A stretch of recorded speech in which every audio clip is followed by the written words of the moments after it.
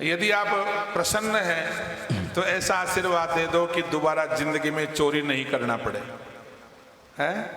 आपकी भक्ति मिल जाए और मुझे जीवन में कभी चोरी नहीं करनी पड़े। भगवान शंकर ने कहा तथास्तु। ये है भोले शंकर, इतने भोले हैं। एक बार भक्ति से प्रसन्न हो गए भोले शंकर। एक बेचारा गरीब आदमी था, खाने के लिए अनाज नहीं था, भिक्षाटन करता था, लेकिन भगवान शंकर की सेवा करता। एक दिन उसकी सेवा से प्रसन्न होकर के भगवान शंकर प्रकट हो गए, बोले बेटा वरदान मांग। तो उसने क्या मांगा, महाराज 2 जून की रोटी मिल जाए, बस यही चीज। जिसके पास अन्न नहीं है, खाने के लिए रोटी नहीं है, वो क्या मांगेगा? महाराज 2 जून की रोटी, 2 टाइम की रोटी। शंकर भगवान ने कहा अरे बावला मूर्ख, मैं देवादिदेव महादेव हूं, अरे रोटी की क्या चिंता करते हो, और कुछ वरदान मांग। गरीब आदमी था, कई दिनों से भूखा था और रोटी की याचना करने लगा। भगवान शंकर कहते और कुछ मांग, तो झाड़ आगे बन के मान, रोटी तो देखो ने, और मांग और मांग। तो उसने कहा, गरीब आदमी था, उसने कहा महाराज रोटी चाहिए मेरे को। अरे कि भैया रोटी तो दे ही दूंगा। तो फिर कहीं मैंने इंद्र थोड़ी बना देला थे, मैंने निकल गई मुझसे, इंद्र थोड़ी बना देला मैंने मांगू जड़ा। भगवान शंकर ने कहा तथास्तु। ले बेटा इंद्री, एग्रीमेंट लिख दिया, साइन कर दिया नीचे। अब ऊपर चोलेर स्वर्ग में वो गरीब आदमी, अब इंद्रासन मिल गया साहब, शंकर भगवान के सिग्नेचर पट्टे के ऊपर, पक्का काम सारा। वो लेकर के पद लेकर के गया इंद्रा स्वर्ग में, इंद्र के पास में कि महाराज सीट खाली करो। क्यों? आज से हम इंद्र बनेंगे स्वर्ग। अरे भैया तू तो एक भिखारी की तरह लग रहा है, कौन सा पुण्य किया तुमने, कौन सा यज्ञ किया, कौन सी तपस्या करी? कहीं कौन करे, वो पट्टो देख लो मारकन तो, और कहीं हो। अब पट्टो दे के और पट्टा गमान सिग्नेचर शंकर भगवान का कि स्वर्ग का सिंहासन आज से ही ड्यूटी ज्वाइन करें, ज्वाइनिंग लेटर है। अब घबरा गया इंद्र भी। अब शंकर भगवान जब सिग्नेचर करके दे दे तो फिर बाबा किसकी हिम्मत है? अब घबरा गए इंद्र, और इंद्र लेकर के और इंद्र जो है ब्रह्मा जी के पास में गए, क्योंकि इंद्र को बैठाने वाले ब्रह्मा जी थे। ब्रह्मा जी से जाकर के प्रार्थना की, महाराज हे ब्रह्मदेव, आपने तो मुझको कई वर्षों तक इंद्र पद मिल दिया था, ये तो कुछ कार्यकाल मेरा पूरा ही नहीं हुआ, पहले ही दूसरा इंद्र तैयार हो गया। ब्रह्मा जी ने कहा कौन आ गया? कि महाराज ये देखो। किसने बनाया इंद्र इसको? इंद्र बनाने वाला तो मैं हूं। कि महाराज देखो तो इसके हाथ में पट्टा तो देखो। जब उसे ब्रह्मा जी ने देखा कि ये तो भगवान शंकर ने बनाया है, तो ब्रह्मा जी भी कमजोर पड़ गए। अरे भाई शंकर भगवान ने बना दिया इसको इंद्र, तो मैं भी कुछ नहीं कर सकता। अब तो वही चले, कैलाश पर्वत पर गए। नया इंद्र, पुराना इंद्र और ब्रह्मा जी, तीनों के तीनों देवता कैलाश पर्वत पर गए। फैसला कौन करे, इंद्र कौन बने? सज्जनों, शंकर भगवान बैठे हुए थे, पार्वती मैया सेवा कर रही थी। ब्रह्मा जी जार पार्वती जी ने बोलिया, माता जी था काड़ा इन महाराज ने समझाओ कौन थे? क्यों? शायद ये बिजिया पान भांग पीता पीता आंखों मातो काम कर वो बंद कर दिया। क्यों भाई, क्या बात हुई ब्रह्मा जी? कि माता जी मैं जिसको इंद्र बना देता हूं, आपके महादेव उसको हटा देते हैं। मैं जिसके भाग्य में कुछ नहीं लिखता, जिनके भाग्य लिखी लिपि मेरी, सुख की न एक निशानी। ब्रह्मा जी शिकायत कर रहे हैं माता जी को, रावरो ना है भवानी बावरो, बावड़ो को। हाँ, तुलसीदास जी के विनय पत्रिका का पद है, बावरो रावरो ना है भवानी। ये आपके पतिदेव पागल हो गए हैं। तुलसीदास जी के शब्दों में, जिनके भाग्य लिखी लिपि मेरी, ब्रह्मा जी शिकायत कर, मैं भाग्य विधाता हूं और मैंने ऐसे ऐसे गरीब आदमियों का निर्माण किया है कि उसके जीवन में खाने को रोटी नहीं मिलेगी, सुख की न एक निशानी। और भगवान शंकर आपके पतिदेव क्या करते हैं, मैं तो उसको गरीब बनाता हूं, शंकर भगवान की सेवा कोई करता है और शंकर भगवान उसको आशीर्वाद दे देते। मैं क्या करूं, एक काम करो, अब ब्रह्मा जी को पद भी कोई दूसरा नहीं दे दो, ये मेरा पद भी किसी दूसरे को दे दो। क्यों? जिनके भाग्य लिखी लिपि मेरी, सुख की न एक निशानी। अरे तीन रंकन को नाक संवारत हो आयो नकबानी। गरीब आदमियों को इंद्र बना देते हैं, मत तो नाकाता या को मत हो आयो नकबानी है। इसलिए रावरो ना है भवानी, हे भवानी ये बावरो ना है भवानी, ये तुम्हारा पति पागल। क्यों, क्या बात हुई कि माता जी देखो तो सही, ये मेरे साथ में दो इंद्र आए हैं। एक इंद्र को मैंने बनाया था जिसका कार्यकाल 1000 वर्ष का, और एक इंद्र नया बनकर के आया। किसने बनाया? क्या आपके पतिदेव ने।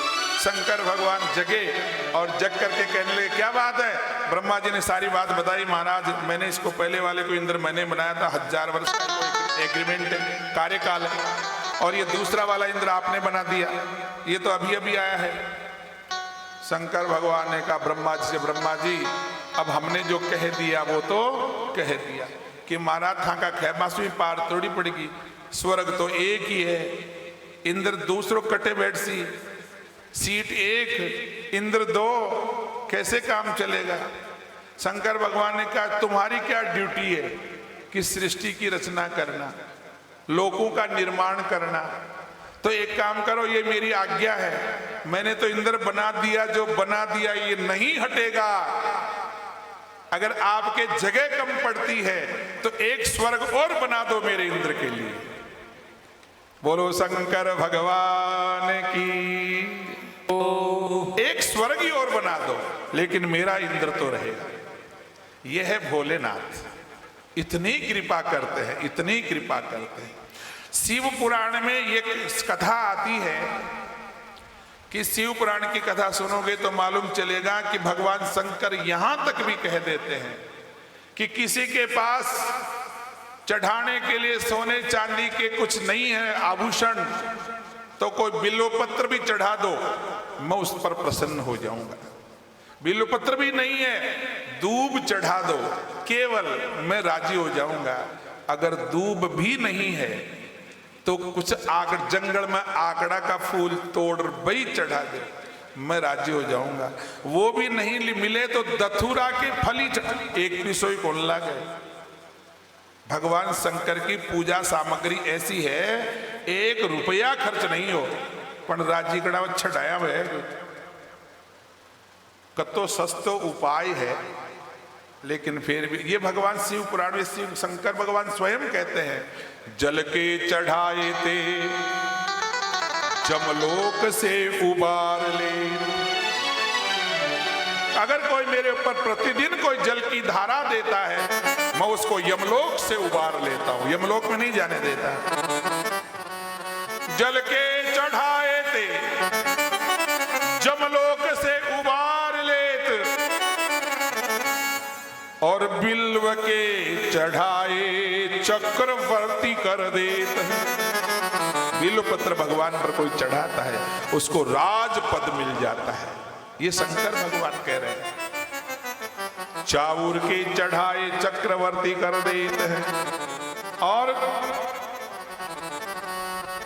तो और कुछ भी नहीं है उसके पास में। अरे भाई बिलपत्र नहीं है, दूब नहीं है, आकड़ा का फूल भी नहीं मिले, मान लो उसके लिए जल चढ़ाने के भी नहीं मिले, तो शिव पुराण की एक वचन बहुत सुंदर लगता है मेरे को। शंकर भगवान स्वयं कहते हैं, मेरे सामने मंदिर के सामने केवल हाथ जोड़ करके भी बैठ जाए, हाँ कोई मेरा भक्त मेरे सामने हाथ जोड़ करके बैठ जाए और मन ही मन प्रार्थना करे, हे भगवान, हे देवादिदेव महादेव, मेरे पास आपको चढ़ाने के लिए कुछ भी नहीं है, मैं तो केवल 5 मिनट हाथ जोड़ करके बैठा रहूंगा, इसके अलावा मेरे पास कुछ भी नहीं है। तो शंकर भगवान कहते हैं मैं उस भक्त पर जल्दी प्रसन्न हो जाता हूं। मेरे से देखा नहीं जाता हाथ जोड़ करके बैठे रहना, मैं तत्काल उसका काम कर देता हूं। कोई हाथ जोड़ करके मेरे द्वार पर बैठ जाए, ये मुझे सहन नहीं होता है, मैं उसको देख ही नहीं सकता, इतना दुखी नहीं देख सकता, इसलिए मैं उसको जल्दी से प्रसन्न होकर के जो उसकी इच्छा होती है वो तत्काल उसको दे देता हूं। जा भैया, ले जा, हट। ये है शंकर भगवान की कृपा। इसलिए शंकर भगवान का एक नाम है अवधर दानी। क्या नाम है? अवधर दानी।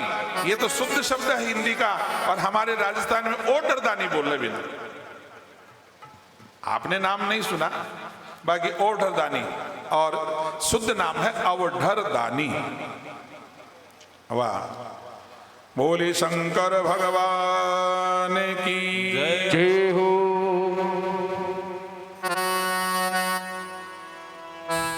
भोलेनाथ से निराला कोई और नहीं है,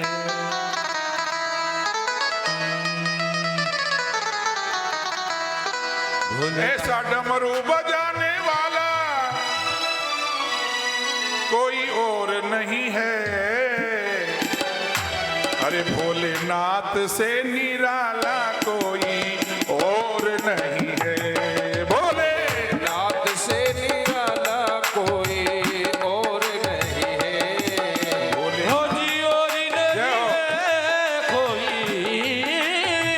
और नहीं है, कोई और नहीं है, हो हाजी और नहीं है, कोई और नहीं है, भोलेनाथ से निराला शंभुनाथ से निराला कोई और नहीं है, भोलेनाथ से निराला जग में और नहीं है। ऐसी बिगड़ी बनाने वाला, ऐसी बिगड़ी बनाने वाला कोई और नहीं है, हाजी कोई और नहीं है, भोलेनाथ से निराला जग में और नहीं है।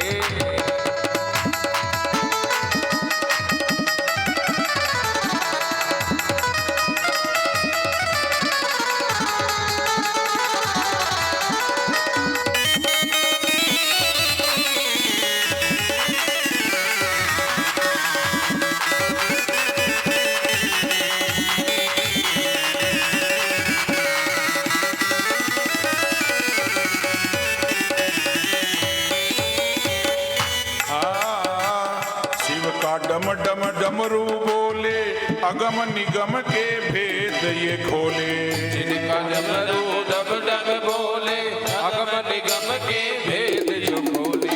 जब भगवान शंकर का डमरू बोलता है, डमरू जब बजता है, तो आपने डमरू की कभी आवाज ध्यान दे करके सुनना। सारे वेद उसमें से निकलते हैं, पुराण उपनिषद, तंत्र मंत्र सब उस डमरू से निकले हुए हैं। शिव का डमरू जम डम बोले, अगम निगम के भेद ये खोले, शिव का डमरू डम डम बोले, अगम निगम के भेद जो खोले, अगम निगम के भेद ये खोले, अगम निगम के भेद जो खोले। इसलिए ऐसा डमरू बजाने वाला, ऐसा डमरू बजाने वाला और नहीं, हाजी और नहीं है, भोलेनाथ से निराला को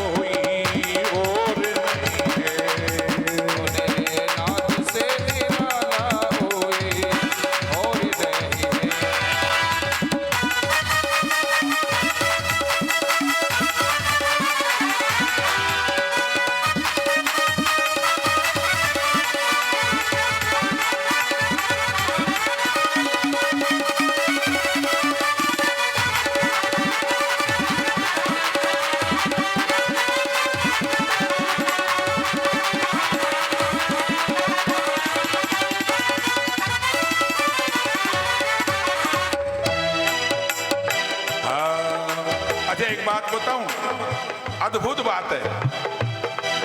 ब्रह्मा जी की लिखी हुई, विधाता के लिखे हुए लेख को मिटाने का काम केवल शंकर भगवान करते हैं। कोई ब्रह्मा जी की या विधाता ने जो लिख दिया उसको मिटाने वाला त्रिलोकी में कोई नहीं है, लेकिन शंकर भगवान मिटा सकते हैं। हाँ, काया जब जब करवट बदले, पाप चमकते अगले पिछले।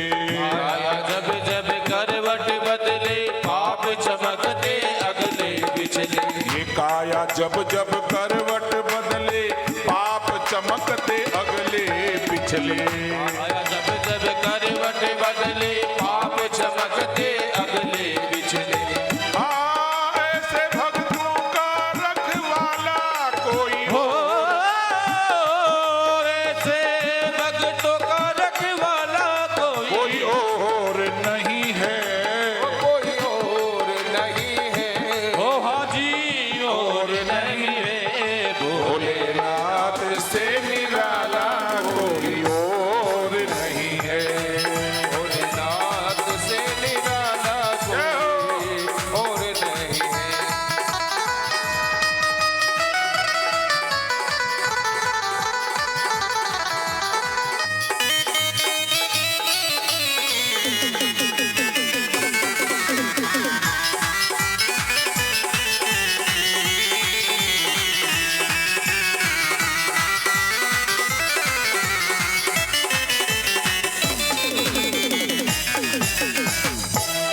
इसलिए भगवान शंकर से प्रार्थना करो सब लोग,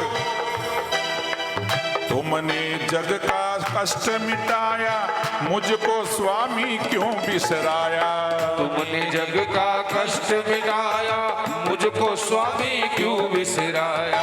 तुमने जग का कष्ट मिटाया, मुझको स्वामी क्यों बिसराया। तुमने जग का कष्ट मिटाया, मुझको स्वामी क्यों बिसराया। ओ अब मुझको बचाने वाला कोई और नहीं है।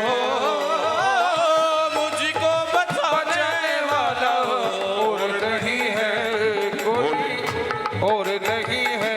हाजी कोई और नहीं है।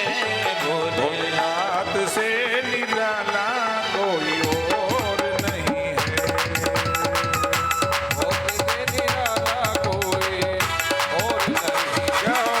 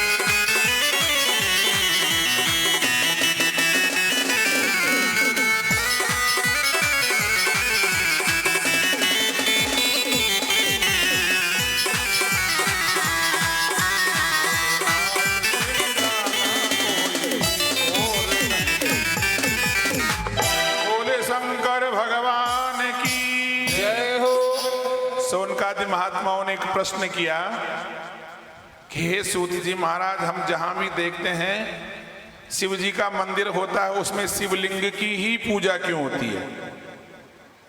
और है ये प्रश्न है, शिवलिंग की ही पूजा क्यों होती है, शिव जी की पूजा क्यों नहीं होती? साकार मूर्ति नहीं देखी होगी आपने, अगर साकार मूर्ति है भी तो उसकी पूजा नहीं होती। हर मंदिर में आपको शिवलिंग ही मिलेगा। इसलिए हे सूत जी महाराज, ये शिवलिंग की पूजा क्यों होती है और ये शिवलिंग की उत्पत्ति कैसे हुई? क्यों शंकर भगवान की पूजा नहीं होती है? विचारणीय प्रश्न है और कोई भी कर लेता है। नास्तिक लोग ज्यादा कर लेते हैं। ये शंकर भगवान की पूजा नहीं क्यों नहीं करते हो? अब ये सूत जी महाराज कह रहे हैं, सोनकादि महात्माओं सुनो, शिवलिंग की उत्पत्ति कैसे हुई और शिवलिंग की ही पूजा क्यों होती है, शंकर भगवान की पूजा क्यों नहीं होती? इसके लिए सूत जी महाराज देवी भागवत में स्पष्ट रूप से उनका वर्णन किया है। क्या? एक बार ब्रह्मा जी के और विष्णु भगवान के आपस में वाद विवाद हो गया। ध्यान से सुनना, आपसे भी कोई प्रश्न कर सकता है। ब्रह्मा जी के और विष्णु भगवान के आपस में वाद विवाद हो गया। ब्रह्मा जी कहते मैं बड़ा क्योंकि मैंने सृष्टि का निर्माण किया है, और विष्णु भगवान कहते हैं कि मैं बड़ा, पहले पूजा मेरी होनी चाहिए। क्यों? कि मैं सृष्टि का पालन करता हूं और तुम मेरी आज्ञा का पालन करते हो, इसलिए सबसे बड़ा तो मैं हूं। ब्रह्मा जी कहते हैं नहीं कुछ नहीं, हम बड़े हैं, सृष्टि की रचना हम करते हैं, बनाने का काम हम करते हैं, इसलिए हम बड़े हैं।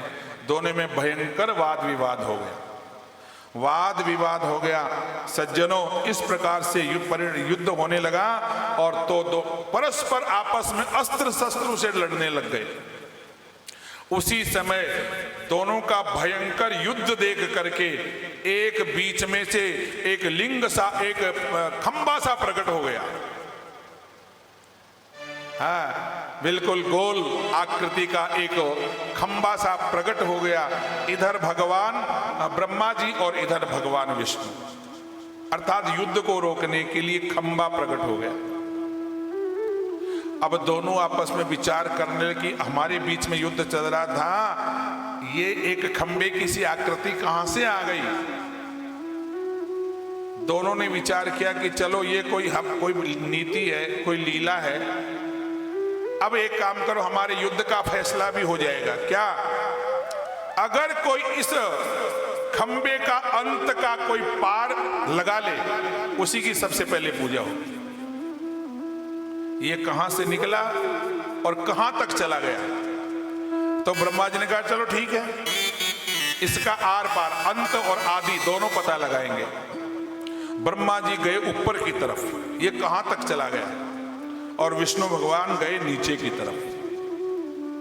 अब हजारों बरस बीत गए साहब, दोनों को ही न तो आदि और न अंत। 1000 वर्ष बीत गए, चलते चलते थक गए दोनों। विष्णु भगवान तो रास्ते में से खाली हाथ वापस आ गए कि कोई बात नहीं भैया, ब्रह्मा जी को पूज लेंगे और क्या। हार गए। हार मान करके विष्णु भगवान तो पहले ही आ गए। अरे भाई, अंत तो ब्रह्मा जी का भी नहीं आया। लेकिन क्या हुआ, उस खंबे की आकृति के ऊपर वाले भाग से एक केतकी का पुष्प नीचे गिर रहा था। समझ रहे हैं? उस खंबे के ऊपर वाले माथे से एक चढ़ा हुआ केतकी का पुष्प नीचे गिर रहा था। ब्रह्मा जी जा रहे थे ऊपर की तरफ, वो केतकी का पुष्प ब्रह्मा जी के हाथ में आ गया। ब्रह्मा जी ने देखा कि ये पुष्प है, शायद इसी के ऊपर चढ़ा हुआ था, ये नीचे गिर गया, ये मेरे हाथ में आ गया। अब तो मैं थोड़ा सा झूठ बोल दूंगा, विष्णु से जाकर के कहूंगा देख हमने इसका पार पा लिया, ये केतकी का पुष्प प्रमाण है, इसके माथे से लेकर के आया हूं।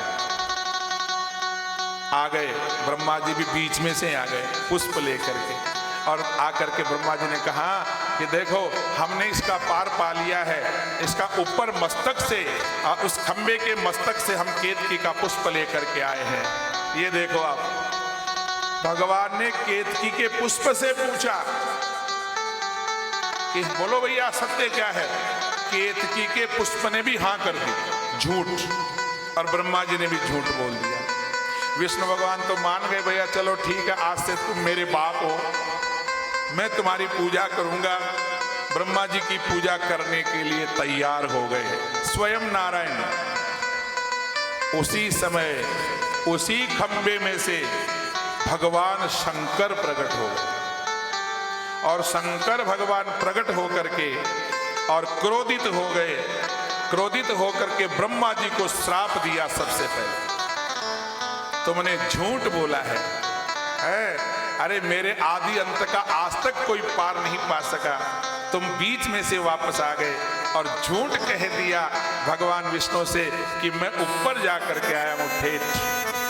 इसलिए मैं तुमको श्राप देता हूं, संसार में तुम्हारी कहीं भी पूजा नहीं होगी।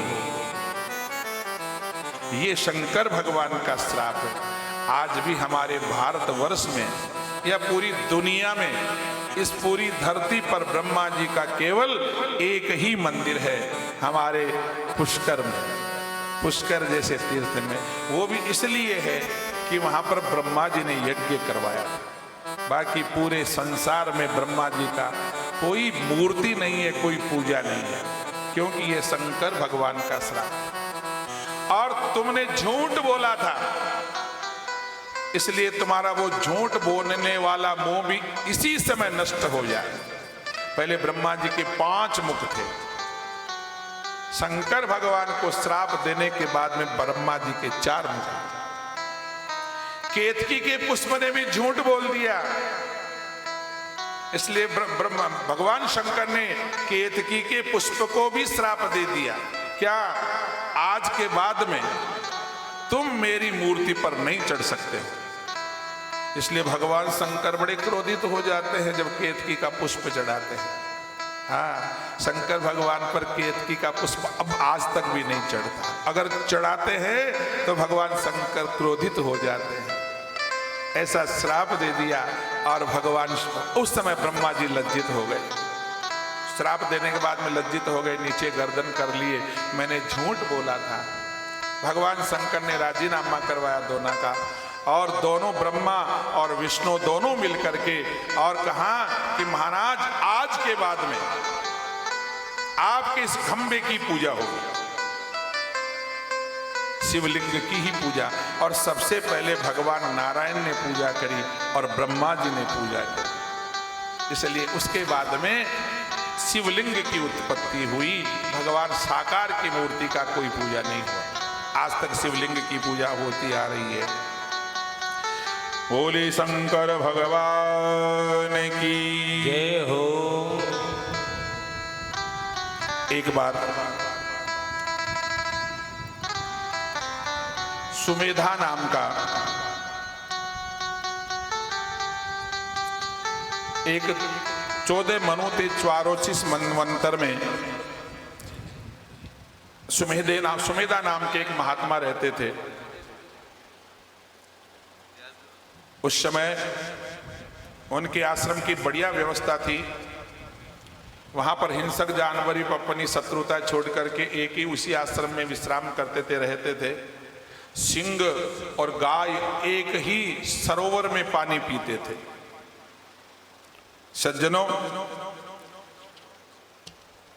एक सूरत नाम के राजा मां भगवती के परम उपासक थे। उस सूरत नाम के राजा के ऊपर दूसरे राजाओं ने आक्रमण कर दिया। सूरत नाम के राजा हार गए, परास्त हो गए। दूसरे राजाओं ने अधिकार कर लिया। महाराज सूरत को वहां से निकलना पड़ा। जंगलों में विचरण करते करते भूख प्यास से पीड़ित वह सूरत नाम का राजा सुमेधा ऋषि के आश्रम पर आ गए और वहां आकर के रहने लगे। उसी समय एक समाधि नाम का महाजन, बड़ा पैसे वाला, लक्ष्मी की बहुत कृपा थी, लेकिन जब उसकी वृद्धावस्था आ गई, उसी के पुत्र पौत्र, उनकी पत्नी उनको घर से धक्का दे करके निकाल दिया। अपने परिवार से पीड़ित होकर के, दुखी होकर के वो महाजन भी, वैश्य महाजन भी दुखी होकर के जंगल में निकल गया। भूख प्यास से पीड़ित वह समाधि नाम का महाजन भी उसी महात्मा के आश्रम में चला गया। राजा और महाजन दोनों आपस में मिलन हुआ। उस महाजन ने राजा से पूछा, तुम इस आश्रम में क्यों रहते हो? राजा ने कहा कि दूसरे राजा ने आक्रमण कर दिया, मैं राज्यच्युत होकर के जंगल में भटक रहा था, आश्रम दिखाई दिया, महाराज की सेवा करता हूं। राजा ने महाजन से पूछा, हे समाधि नाम के वैश्य, आप बताओ उस वैश्य ने कहा, मैं बहुत बड़ा सेठ था, नौकर चाकर थे, पत्नी थी, पुत्र थे, पौत्र थे, कोई कमी नहीं थी, लेकिन वृद्धावस्था आने पर मेरे बेटों ने, पुत्रों ने, पौत्रों ने, मेरी पत्नी ने मेरे को धक्का दे करके निकाल दिया। इसलिए मैंने देखा कि संसार में कोई किसी का नहीं है। दुखी होकर के मैं आश्रम में आ गया। दोनों मिलकर के सुमेधा नाम के ऋषि के चरणों में गिर गए। सुमेधा ऋषि ने कहा, देखो दे भैया, मेरे पास कुछ नहीं है। जैसे माताजी कहती ना, कविता बाई कहते, मार्कन काई को ना बबूती जर माताजी से, वैसे ही उस ऋषि ने क्या कहा कि भैया तुम्हारे कर्मों का भोग तुमको भोगना पड़ेगा, लेकिन हाँ तुम मेरी शरण में आ गए हो, मैं तुमको एक मंत्र देता हूं, उस मंत्र का बैठे बैठे जाप करो, एक दिन तुम्हारा कल्याण हो जाएगा। सज्जनों, उस महात्मा ने राजा को और महाजन को, सूरत नाम के राजा को, समाधि नाम के महाजन को नवाण मंत्र का उपदेश दिया, भगवती के नवाण मंत्र का। ऐं ह्रीं क्लीं चामुंडायै विच्चे, 9 अक्षरों का मंत्र। छोड़ना मत, चलते फिरते इस नवाण मंत्र का जप करो या फिर बैठे बैठे अनुष्ठान करो। नवाण मंत्र भी अपने आप में बहुत शक्तिशाली मंत्र है। ये महाकाली, महालक्ष्मी, महासरस्वती तीनों के बीजों से संयुक्त है। चामुंडा भगवती को प्रणाम है, इसलिए ये नवाण मंत्र अपने आप में विलक्षण मंत्र है भगवती का।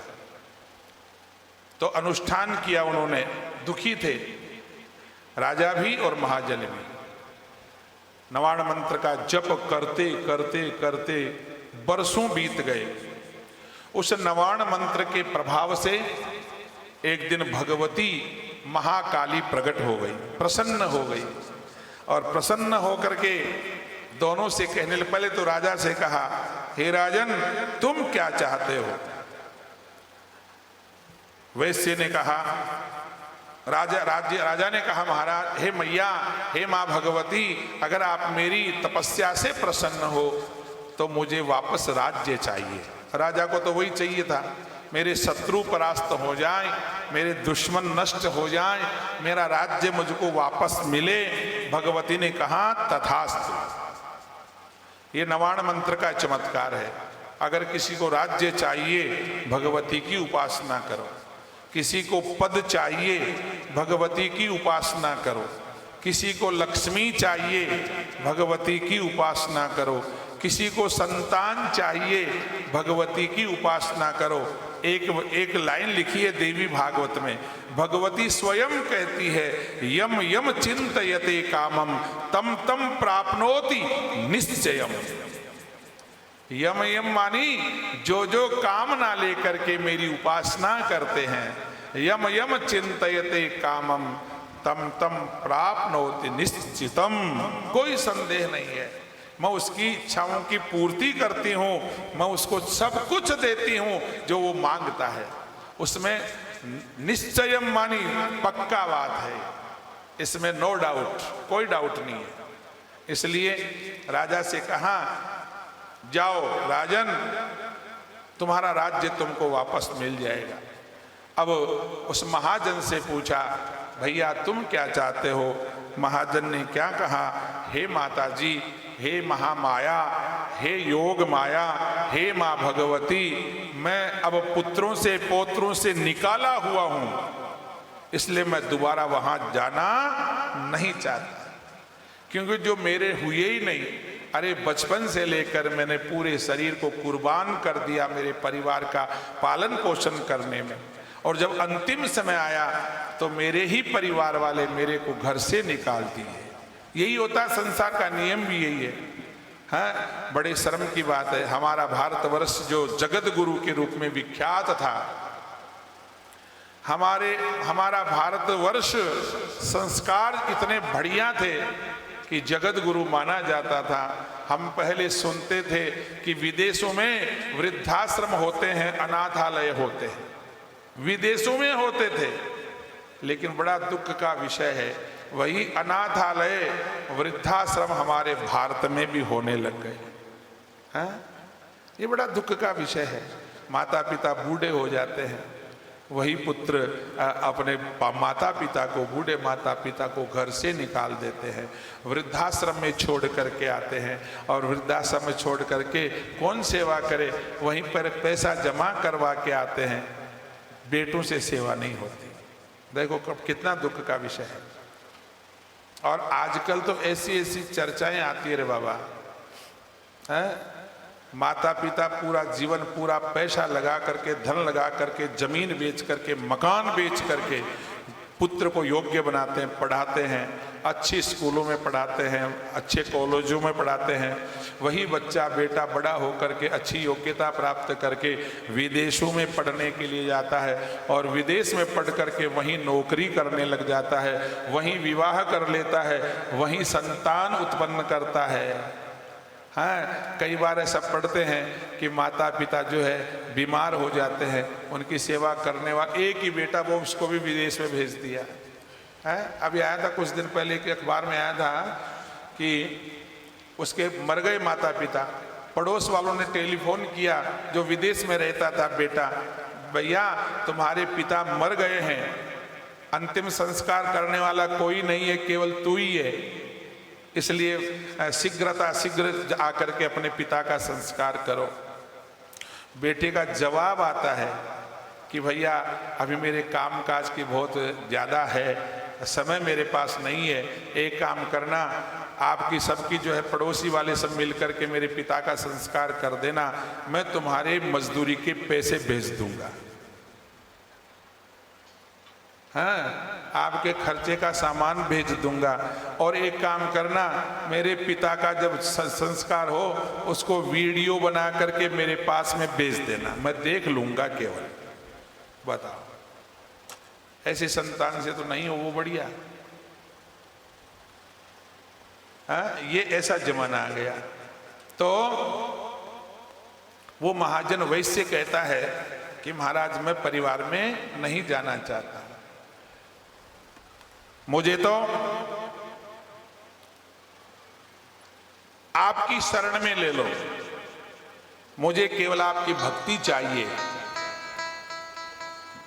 मां भगवती ने कहा तथास्तु, उस महाजन को भक्ति प्रदान करी और राजा को राज्य प्रदान किया। हेलो, होली पराम्बा भगवती की जय हो।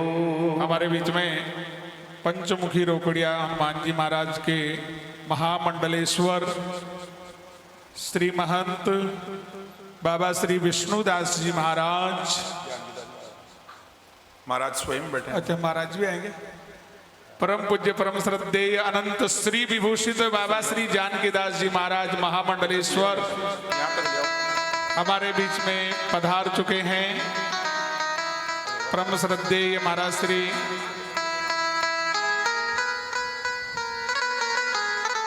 आज महाराज श्री का आगमन बहुत ही अच्छा संकेत।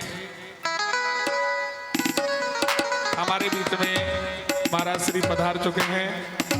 बोलिए रोकड़िया वीर हनुमान जी महाराज की जय हो। सजा दो घर को गुलशन सा, सजा दो घर को गुलशन सा, मेरे गुरुदेव आए।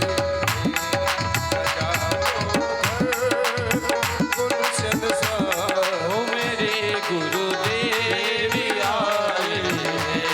लगे कुटिया भी दुल्हन से, लगे कुटिया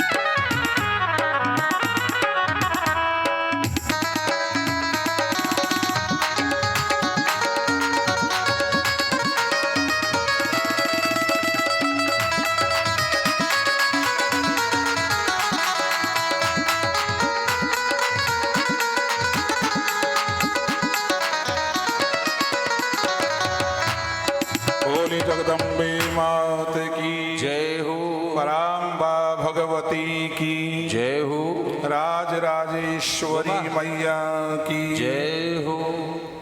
हम परम सौभाग्यशाली हैं। हमारी इस देवी भागवत महापुराण की कथा चल रही है। हमारे परम पूज्य परम साध्वी माँ काली की परम भक्त कविता बाईसा के पावन सानिध्य में, और आज 7वां दिन है कथा का। 9 दिन की कथा है। आज 7वें दिन हमारे बीच में मंचासीन मंच पर विराजमान हमारे परम पूज्य परम श्रद्धेय अनंत श्री विभूषित परमादरणीय परम श्रद्धेय बाबा श्री जानकीदास जी महाराज, हमारे जो कालाडेरा और जो चोमो के बीच में जो ग्वारडी छोटा सा गांव है जयसिंहपुरा ग्वारडी, वहाँ पर बड़ा दिव्य आश्रम है महाराज का, पंचमुखी रोकड़िया हनुमान मंदिर, और बहुत प्राचीन मंदिर है। ज़्यादा प्राचीन तो नहीं है, महाराज श्री ने की स्थापना की हुई है। महाराज श्री ने पंचमुखी रोकड़िया हनुमान जी की प्रतिष्ठा करवाई और वहाँ पर शायद बहुत से यज्ञ करवाए महाराज जी ने। हर दूसरी तीसरी साल यज्ञ होते रहते हैं 108 कुंड के। और सबसे एक बात अद्भुत बात यह है कि आप जो ये माँ काली का जो मंदिर देख रहे हैं, इस मंदिर की प्रतिष्ठा भी महाराज श्री के कर कमलों से हुई थी। हाँ, शुरुआत में हाँ, महाराज श्री के कर कमलों से ही माता जी की प्रतिष्ठा की गई थी। शायद आप उस समय प्रतिष्ठा के समय थे, आपको मालूम है। तो और आज हमारे बीच में महाराज श्री पधार चुके हैं। उनके साथ में है उनके कृपा पात्र शिष्य हमारे परम पूज्य परम श्रद्धेय महामंडलेश्वर श्री विष्णुदास जी महाराज, और उनके साथ में भी और भी कई उनके भक्त लोग हैं। आए हुए सभी भक्तों का, संतों का, संत मंडली का सभी का स्वागत है। और महाराज श्री का आचार्य पीठ की तरफ से कोटिशय नमन, दंडवत प्रणाम। बहुत बहुत बोले संत भगवान की जय हो। और हमारे कथा के बीच में ऐसे संतों का, श्रेष्ठ संतों का, महापुरुषों का आगमन, ये हमारी कथा की सफलता है। क्योंकि कथा कहने वाले भी संत हैं और सुनने वाले भी संत हैं।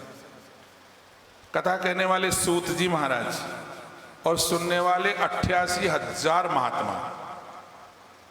वो तो भगवती की कृपा है कि हम सब सुन रहे हैं, लेकिन कथा के पात्र जब कथा का विस्तार हुआ उस समय 88,000 महात्मा, शौनकादि महात्मा तो कथा सुनने वाले हैं, और वेदव्यास जी महाराज के कृपा पात्र शिष्य सूत जी महाराज कथा कहने वाले हैं।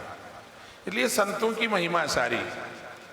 ऐसे संतों का आगमन हमारे लिए बहुत ही श्रेष्ठ है और कथा की सफलता है।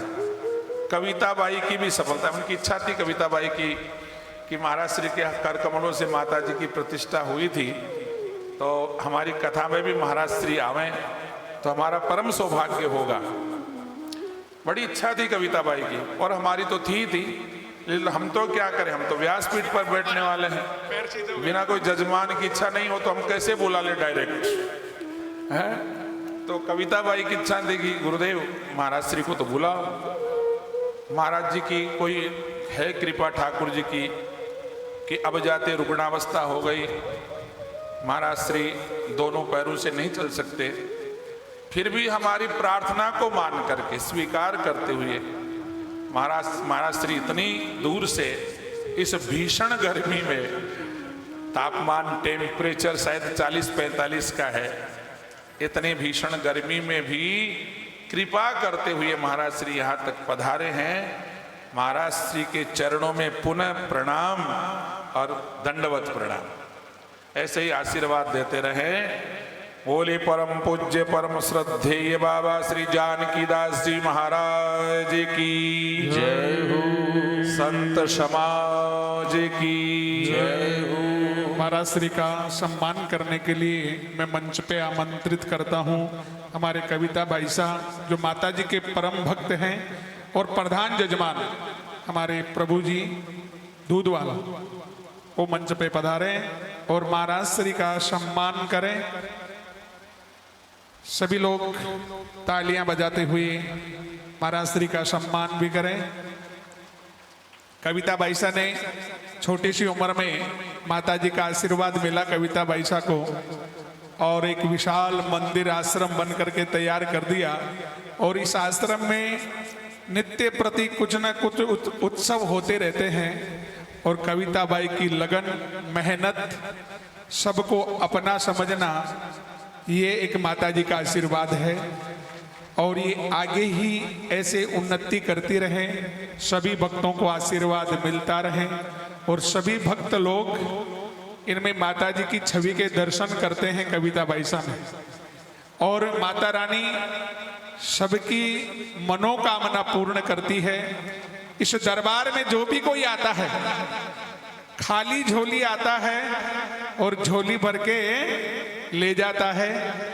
तो आप सभी लोगों के सामने आज हमको आशीर्वाद देने के लिए परम पूज्य परम श्रद्धेय अनंत श्री विभूषित महाराज श्री बाबा श्री जानकी दास जी महाराज, उनके कृपा पात्र शिष्य परम पूज्य परम श्रद्धेय महामंडलेश्वर बाबा श्री विष्णुदास जी महाराज और उनके साथ महाराज श्री और हैं, उनका भी बहुत बहुत धन्यवाद जो हमको आशीर्वाद देने के लिए पधारे।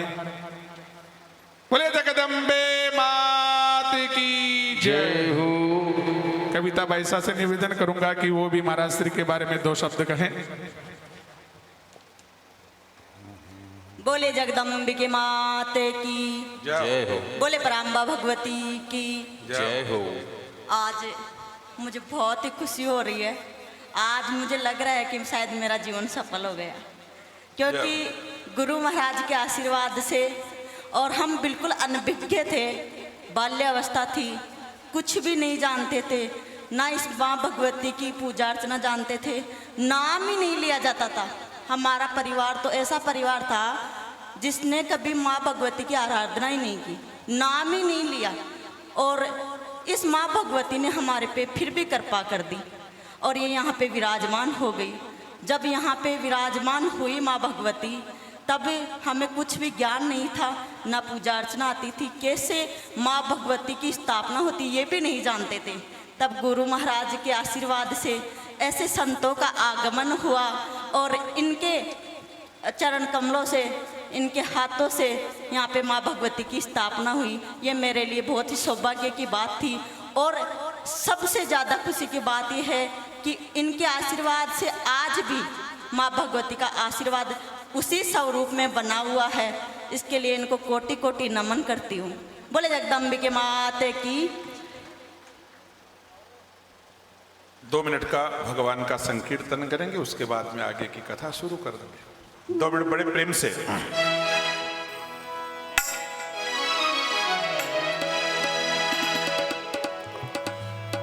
सीताराम श्री राम जय राम, जय जय राम, श्री राम जय राम, जय जय राम, श्री राम जय राम, जय जय राम, श्री राम जय राम, जय जय राम। बोलो श्री राम जय राम, जय जय राम, श्री राम जय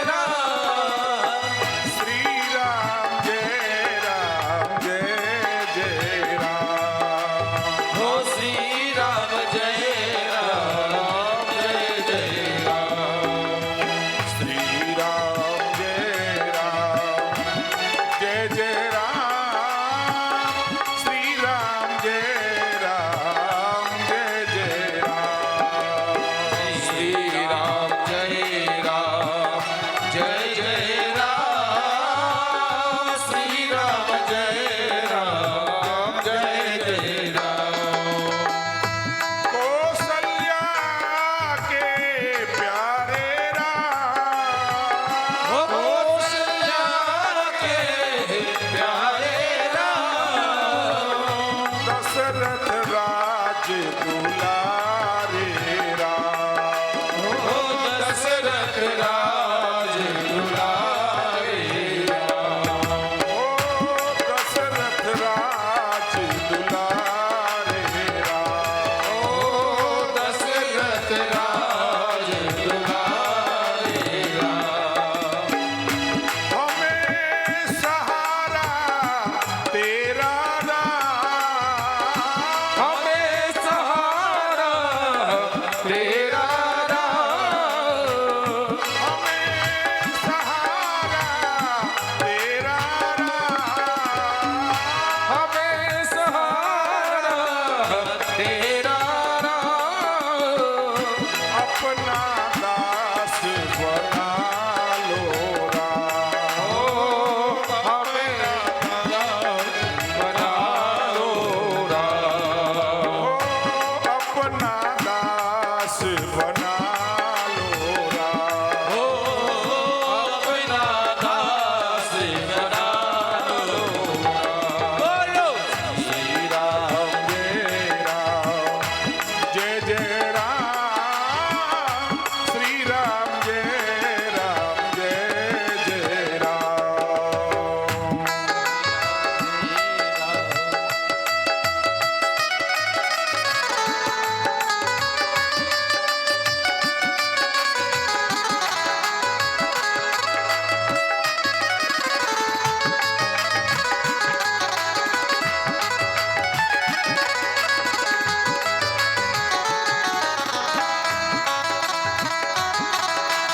श्री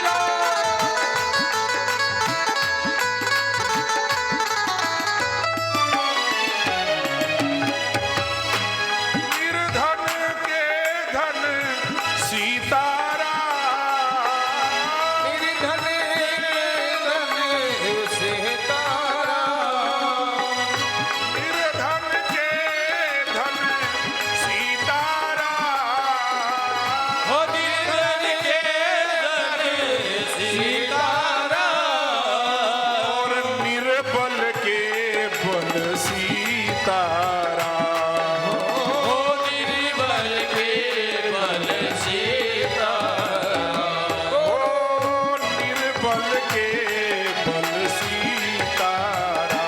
हो निर्बल के बल सीतारा। श्री राम जय हो जय जय राम। श्री राम जय जय राम। सीतारा गुरु सीतारा, सीतारा बोलो सीतारा, ओ श्री राम जय जय राम। सीतारा बोलो सीतारा, सीतारा बोलो सीतारा, श्री राम जय जय राम। श्री राम जय राम, बोलो श्री राम जय जय राम। श्री राम जय जय राम। श्री राम जय जय राम। श्री राम जय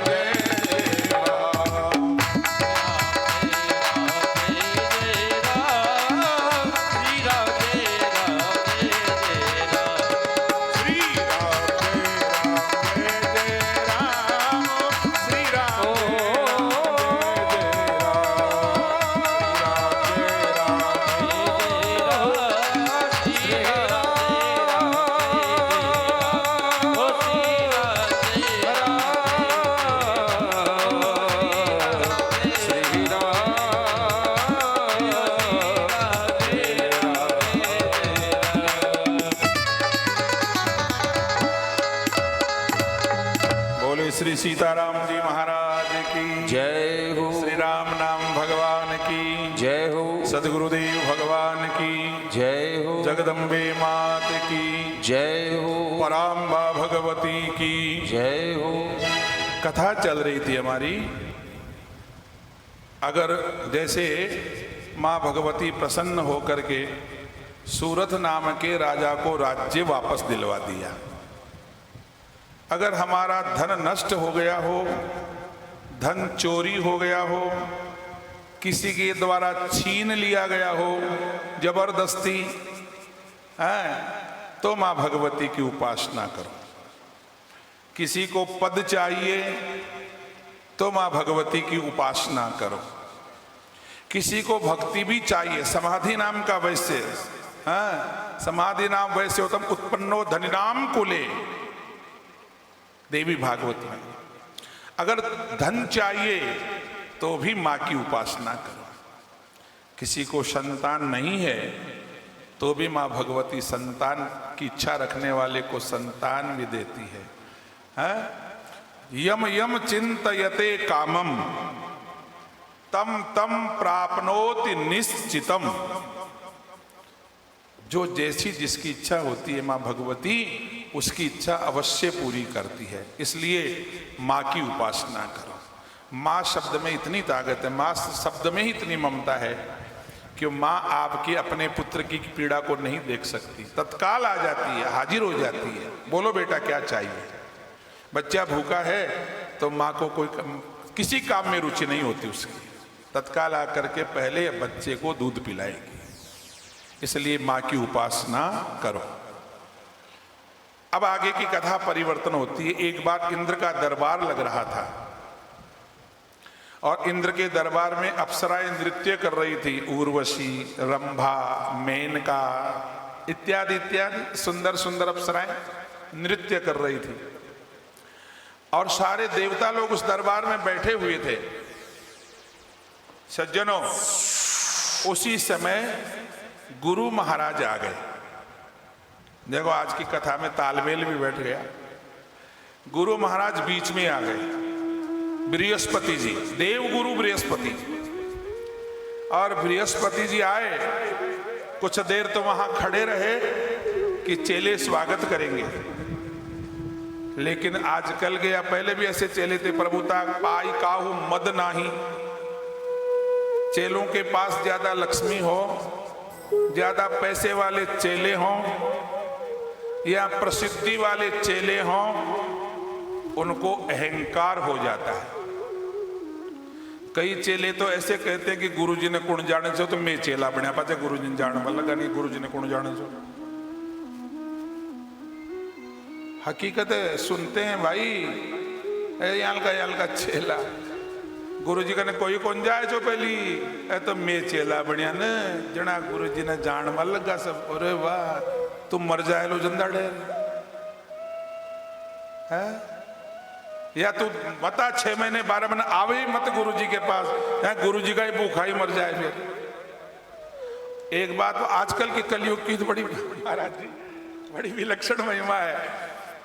चेला बन गया और चेला बनया बाद जानी कोई गुरुजी ने खरीद लियो है, सुहामणी भी करे तो गुरु महाराज आनो पड़ लो नहीं, देख लीजियो कहीं ठोक लो भाई गुरुजी ना हो तो आ और पास जैसे कोई खरीदा हुआ हो, ऐसा एहसान। गुरु महाराज आनो पड़ लो, देखो मारा तो आदमी इकट्ठा होला तो भाई मैं कड़ा खबा कि तो एकता करवाना। ये गुरुजी की मर्जी की बात है, गुरुजी आवे या नहीं आवे। गुरुजी को आदेश देने वाले तू होता कौन है? गुरुजी भगवान हैं, गुरुजी अपने स्वतंत्र हैं, गुरुजी मर्जी के मालिक हैं। कई बार मेरे पास टेलीफोन आते हैं, कई बार तो महाराज 2-6 महीना होगा टेलीफोन करता थे, उठाओ ही को ना बाप जी, कहाँ का गुरुजी हो, कौन उठाओ, बोलता है हमारी मर्जी की बात है। इनका बात नहीं उठाएंगे तो नहीं उठाएंगे, ज्यादा करे तो दक्षिणा मत देना, और आवे तो बढ़िया मेरे घर पे, और नहीं आवे तो और भी बढ़िया। ये बड़ी खुशी की बात है कि तू मेरे यहां नहीं आवे, बहुत खुशी की बात। एक चेलो कम है बाबा पेंडो छूटे। हाँ, चेला दुखी करवाना आवे गुरुजी ने, सुख करवा नहीं, सेवा करवा को ना आवे। जहाँ कोई आप वो खुद ही बढ़ाओगे सब कुछ बढ़ा जो, गुरुजी ने भी चेलो ही बढ़ाए हुए। हाँ, शंकर भगवान को प्रणाम करने के लिए एक दिन रावण गया कैलाश पर्वत पर, चेला ही तो था।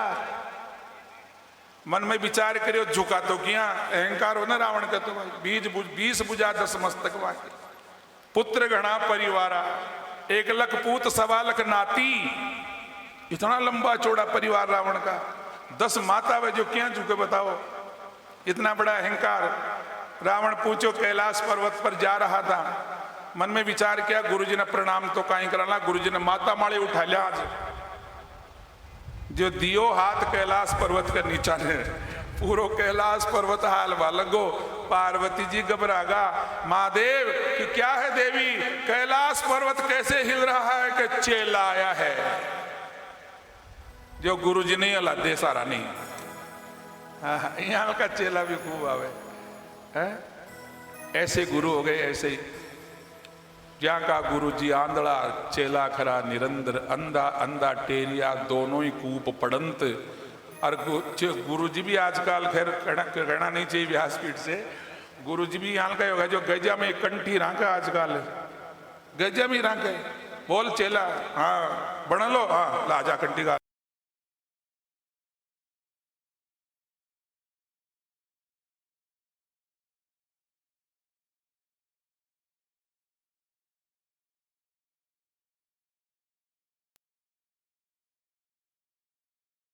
यज्ञ भी करवाते हैं और भागवत भी करवाते हैं, और भागवत भी आनंद लेकर के करवाते हैं, क्योंकि हम जैसा कोई स्पष्ट बोलने वाला है नहीं। कोई मन की बात करने वाला, हाँ में हाँ मिलाने वाले ब्याज जी तो बहुत मिल जाएंगे, हाँ महाराज हाँ महाराज, स्पष्ट बात कोई नहीं कहता है। हकीकत में यही कलयुग का यही है भैया। कबीरदास जी महाराज तो ये कहते हैं, कबीरा वो नर अंध है, वो मूर्ख है, कबीरा वो नर अंध है, जो गुरु को समझे और, अरे हरि रू से कहीं ठोर है, पई गुरु रू से नहीं ठोर। भगवान रुष्ट हो जाएं, भगवान क्रोधित हो जाएं, तो उसके लिए फिर भी जगह बच जाएगी। कौन सी जगह? गुरु जी के पास, वो बचा लेगा, भगवान से भी बचा लेंगे गुरु जी आपको। लेकिन गुरु जी को आप कभी क्रोधित कर दोगे, गुरु जी का अपमान कर दोगे, गुरु जी का तिरस्कार कर दोगे, तो भगवान भी बचाने वाला नहीं है, कोई नहीं बचा सकता आपको। इसलिए गुरु कैसे भी हो बना लिया एक बार, गुरु गैला गुरु बावड़ा, गुरु देवन के देव। गुरु और पिता ये कभी चेंज नहीं होते हैं।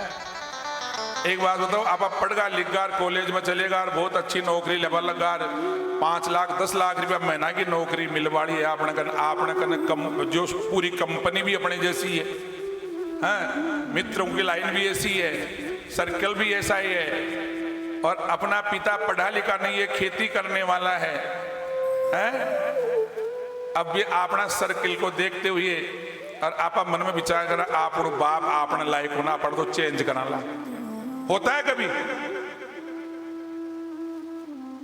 नहीं हो सकता, कभी नहीं हो सकता। जैसे पिता चेंज नहीं होते, वैसे गुरु भी चेंज नहीं होते। गुरु को आप बदल नहीं सकते, पिता को आप बदल नहीं सकते। अगर बदल दिया तो सर्वनाश ही है। फिर क्या है? शिष्य पढ़े में ही धिक्कार है, उसके पुत्र होने में धिक्कार है। कथा यही चल रही है। बृहस्पति देव गुरु इंद्र की सभा में चले गए और गुरु जी को देख करके भी इंद्र ने प्रणाम नहीं किया। वो तो मस्त हो रहा था नाच गाने में, तो गुरु जी रुष्ट हो गए। अरे गुरु जी तो कोई धन से राजी थोड़ी होने वाले हैं, दक्षिणा मत दो गुरु जी को। दक्षिणा के लोभी नहीं है गुरुदेव। गुरु जी तो सम्मान के हैं, भाव के हैं, श्रद्धा के हैं। एक बात डायरी निकालो, उसमें लिख लो, जो सुनने वाले हैं मेरी एक बात को लिख लो डायरी में। क्या? गुरु जी में कोई कमी आपके नजर आ जाए, इसका मतलब आप चेले पक्का नहीं है, आपकी श्रद्धा सच्ची नहीं है। गुरु में और भगवान में थोड़ा सा भी दिमाग में अगर लगे कि यहां कमी है गुरु जी में ये दोष है, अगर गुरु में और भगवान में दोष दिखाई दे, समझ लेना आपकी श्रद्धा में कमजोरी है, आपके भाव में कमजोरी है। गुरु जी में कमजोरी नहीं है, देवता में कमजोरी नहीं है, कमी नहीं है, आपके भाव में कमी है, आपकी श्रद्धा में कमी है। इसलिए अगर श्रद्धा पूर्ण है आपकी, भाव आपका पूर्ण है, तो गुरु जी के दोष भी आपको गुण नजर आने लग जाएंगे। हाँ, गुरु जी के दोष भी गुण नजर आने लग जाएंगे। ये पक्की बात है, शास्त्रों का आदेश है। गुरु जी में और इष्ट देवता में कभी जो है कमी मत देखना, नहीं तो फिर आपकी श्रद्धा कमजोर है, बिल्कुल कमजोर है। आप अभी कच्चे हो, पके ही नहीं अभी तक। गुरु जी कुछ भी करे, भगवान कुछ भी करे। अच्छा, भगवान कृष्ण ने चीरहरण किया गोपियों का, भगवान ने चोरी की, माखन चोरी, आज भी हम उनको भगवान मानते हैं। गुरु भगवान कृष्ण ने रास लीला करी अन्य गोपियों के साथ में, क्या भगवान नहीं मानते? भगवान मानते, क्योंकि उनमें हमारी श्रद्धा है, और वो कुछ भी किए हों लेकिन भगवान है। वैसे ही श्रद्धा गुरु में होनी चाहिए।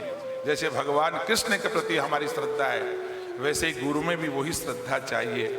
गुरु जी रुष्ट हो गए, प्रणाम नहीं किया और वहां से चले गए। गुरु जी को जाने के बाद में इंद्र को पता चला कि गुरु जी आए थे, हम मस्त थे, और गुरु जी का सम्मान नहीं किया, प्रणाम नहीं किया। गुरु जी रुष्ट होकर के चले गए। अब गुरु जी रुष्ट हो गए तो फिर हमारा मार्गदर्शन कौन करेगा? गुरु जी के बिना हमारी रक्षा कौन करेगा? ऐसे प्रायश्चित करने लगे, मन में पछताने लगे इंद्र, और गुरु जी को ढूंढने के लिए गए। गुरु जी के बिना तो आप एक कदम भी नहीं चल सकते। गुरु जी मार्गदर्शन करेंगे तो ये आप मार्ग पर चल सकते हो, नहीं तो एक कदम ही नहीं चल सकते आप। सज्जनों, वो जानते थे, इंद्र भी जानते थे, गुरु महिमा को जानते थे। गुरु जी को ढूंढने के लिए गए, कई वर्षों तक ढूंढते ढूंढते गुरु जी नहीं मिले। अब गुरु जी बिना काम कैसे चले?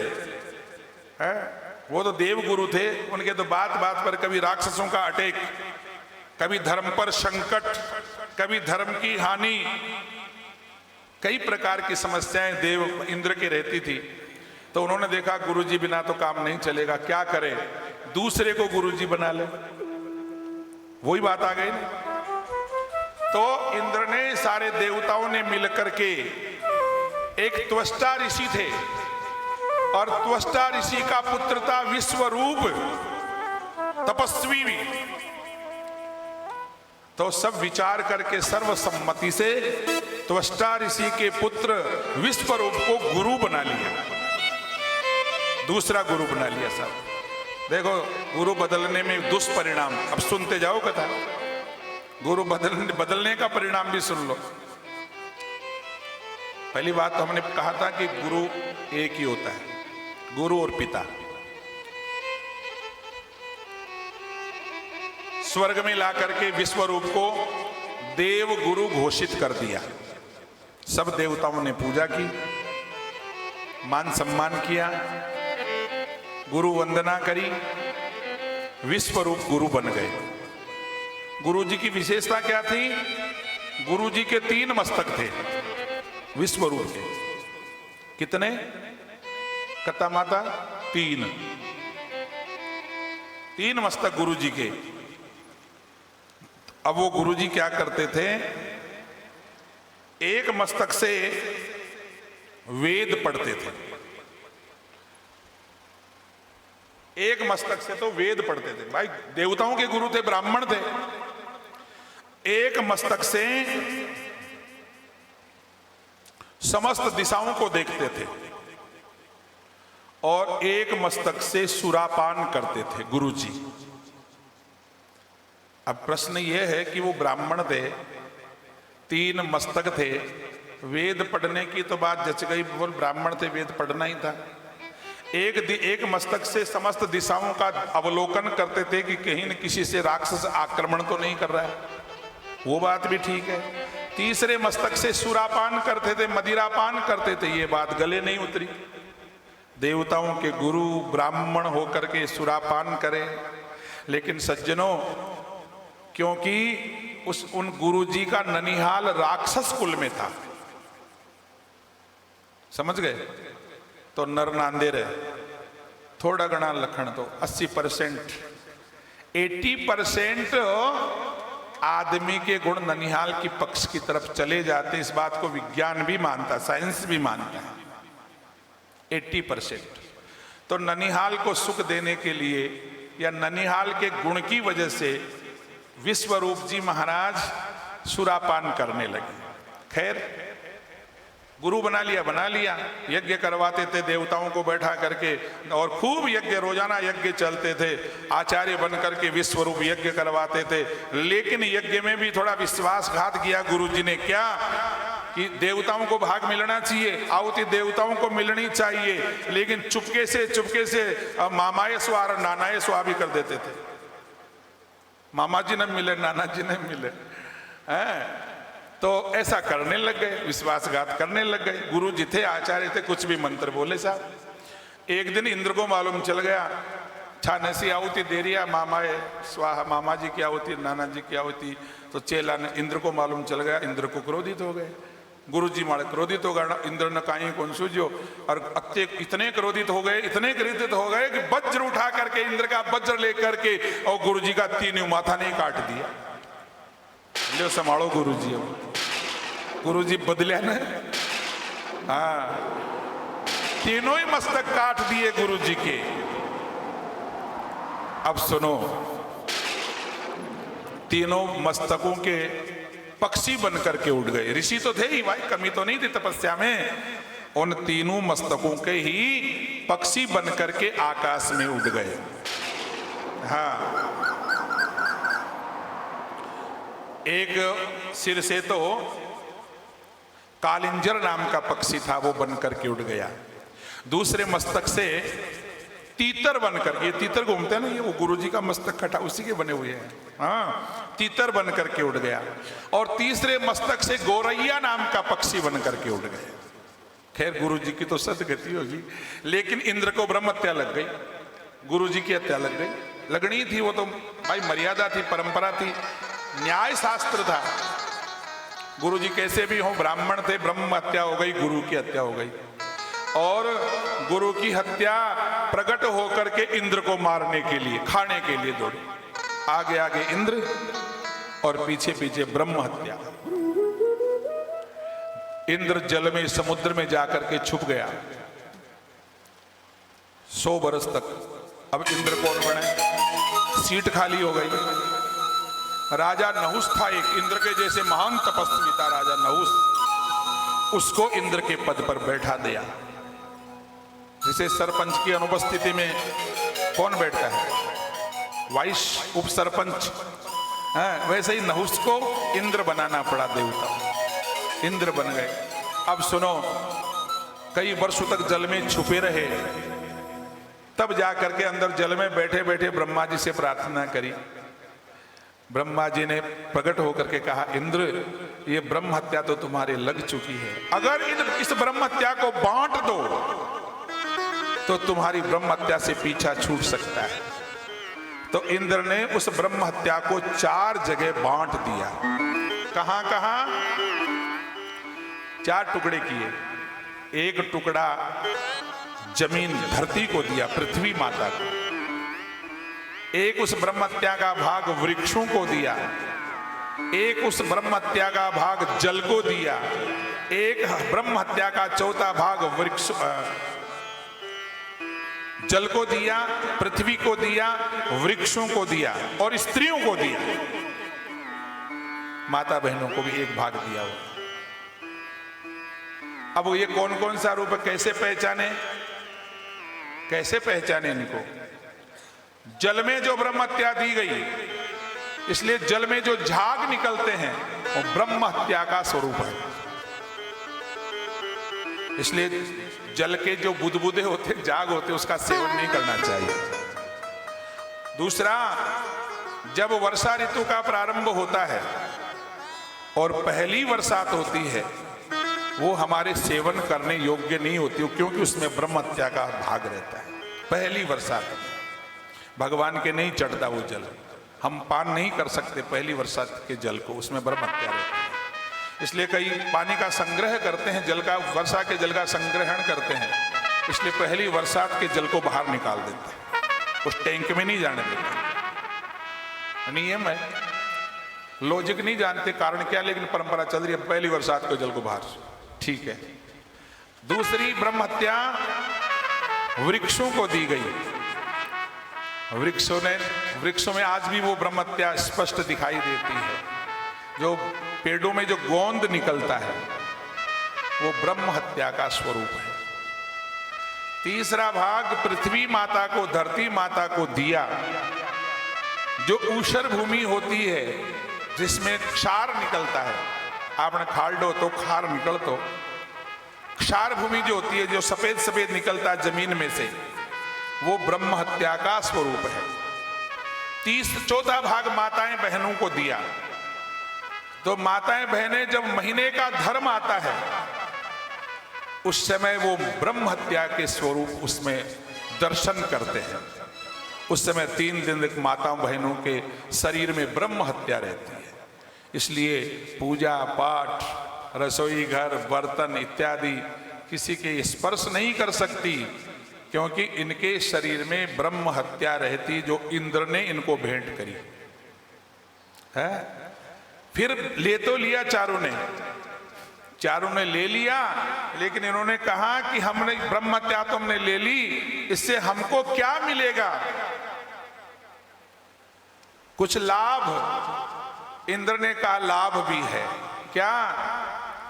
धरती माता से कहा, हे धरती माता, तुम क्षार रूप में ब्रह्म हत्या को स्वीकार तो कर लो, लेकिन तुम में ये गुण भी होगा, धरती पर जितना भी वजन तुम में सहनशीलता होगी, तुम में क्षमा, जो धरती को धारण करने की क्षमता तुम में होगी, कितने खड्डे खोद दो, कितने ही ऊंचे बिल्डिंग बना दो, फिर भी धरती माता स्थिर रहेगी, कोई संतुलन नहीं बिगड़ेगा। ये धरती माता को आशीर्वाद दिया। औषधियां उगना, अन्न का उगना, ये इंद्र के द्वारा दिया गया लाभ है। माता बहनों को भी लाभ दिया। 3 दिन तक ब्रह्म हत्या तुम ले लो, हैं, तुम जो है सम्मान, तुमको पूरे संसार में तुमको सम्मान मिलेगा, क्योंकि सृष्टि की रचना करने में तुम्हारी अहम भूमिका रहेगी। संतान उत्पन्न तुम कर सकती हो। ये लाभ दिया इनको। और वृक्षों को जो लाभ दिया, गोंद के रूप में तुम्हें ब्रह्म हत्या का स्वरूप है, लेकिन ये लाभ तुमको आशीर्वाद है कि तुम्हारी चाहे डाल काट लो, पेड़ को काट दो, हमारे आशीर्वाद से पुनः उग जाएंगे, उसी में से नव निर्माण हो जाएगा। कुछ नहीं करना पड़ेगा, डाली काट लो वापस फूट वाली है। जल को लाभ दिया। जल को क्या लाभ दिया? जल को ये लाभ दिया, कुएं में से कितना जल निकाल लो, तुम्हारे में कोई कमी नहीं आएगी पानी की, उतना का उतना ही। अब तो खैर कलयुग आ गया, पहले की बात थी, अब तो कुआं में ही पानी खत्म हो गया, सरोवर सूख गए, 5000 वर्ष बीत गया, अब तो गंगा जी भी सूख पड़ा है। देवी भागवत में कथा आएगी अभी आगे, कल ही आएगी। गंगा जी को तो ये जब धरती पर आई ना गंगा जी, उस समय शंकर भगवान ने, माँ जगदम्बा ने कहा था केवल 5000 वर्ष तक तुम कलयुग में रहोगी धरती पर, फिर बाद वापस। देवी भागवत में स्पष्ट केवल 5000 वर्ष तो हो ही गए, कलयुग को आए 5000 वर्ष हो गए। अब कुछ ही समय धीरे धीरे सूखने लगी है गंगा मैया, बिल्कुल सूख जाएगी। बोलिए जगदम्बे मात की जय हो। ब्रह्म हत्या से पीछा छूट गया। सज्जनों, उसी समय एक वृत्रासुर नाम का राक्षस, इतना अच्छा सुनो, वृत्रासुर नाम का राक्षस कैसे प्रकट हुआ? जब त्वष्टा ऋषि को पता चला कि मेरे बेटे को पहले तो गुरु बना लिया और फिर मार दिया, तो पिताजी को तो क्रोध आ गई। और तो पिताजी भी कम नहीं थे। अरे विश्वरूप जैसे जिनके देवताओं के गुरु बने, तो गुरुजी के भी पिताजी त्वष्टा ऋषि ने सुना मेरे पुत्र को मार दिया इंद्र ने, तो यज्ञ किया साहब तत्काल, और यज्ञ करके आहुति देवे इंद्र शत्रु विवर्धस्व स्वाहा, इंद्र को मारने वाला एक बेटा मेरे और पैदा हो।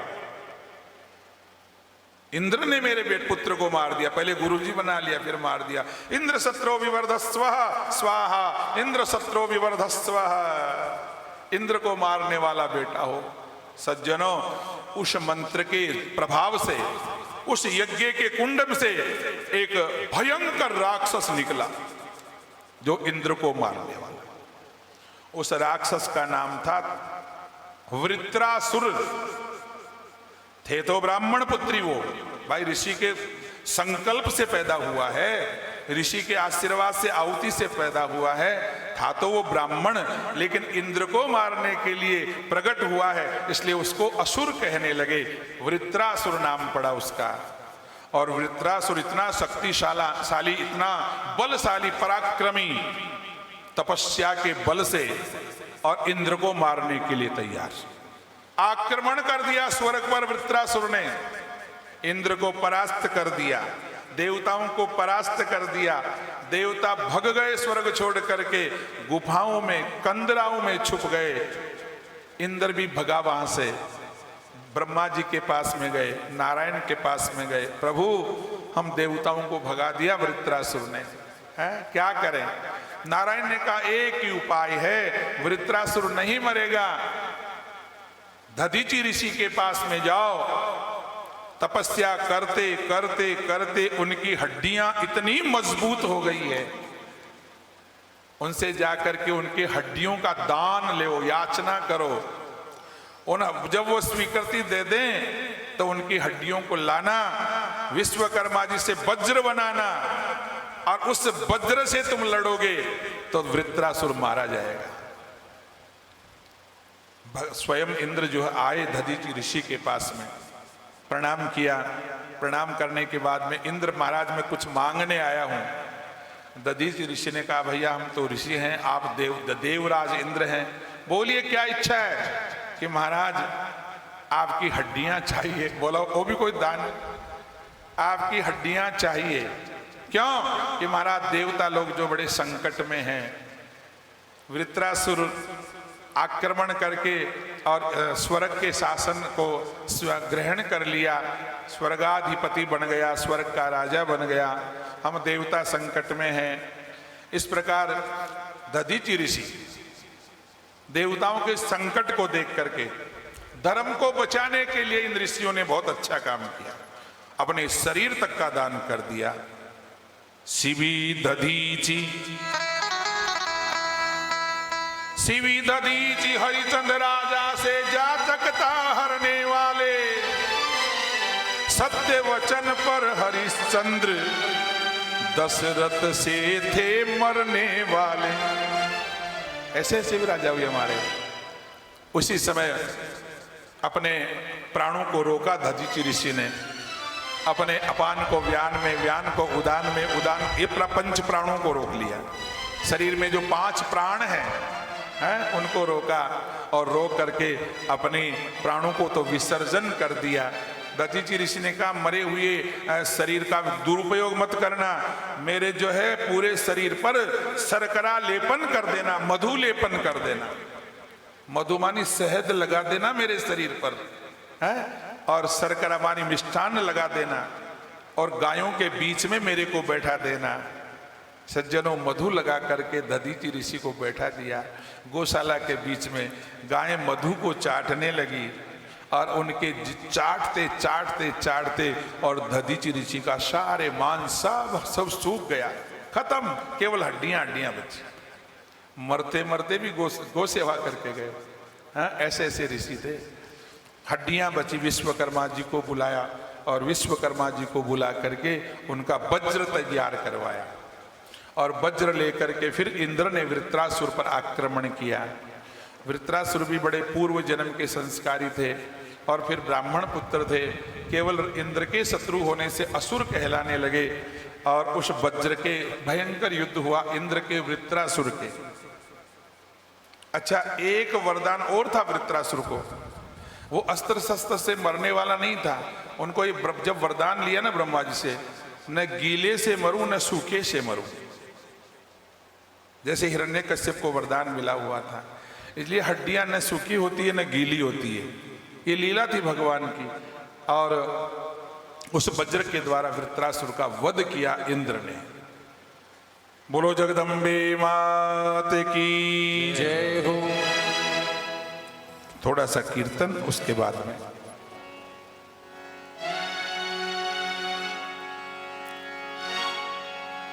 गोविंद मेरो है, गोपाल मेरो है, गोविंद मेरो है, गोपाल मेरो है, गोविंद मेरो है, गोपाल मेरो है, गोविंद मेरो है, गोपाल मेरो है, ओ श्री बाके बिहारी नंदलाल मेरो है, श्री बाके बिहारी नंदलाल मेरो है, ओ श्री बाके बिहारी नंदलाल मेरो है, ओ श्री बाके बिहारी नंदलाल मेरो है, गोविंद मेरो है, गोपाल मेरो है, गोविंद मेरो है, गोपाल मेरो है।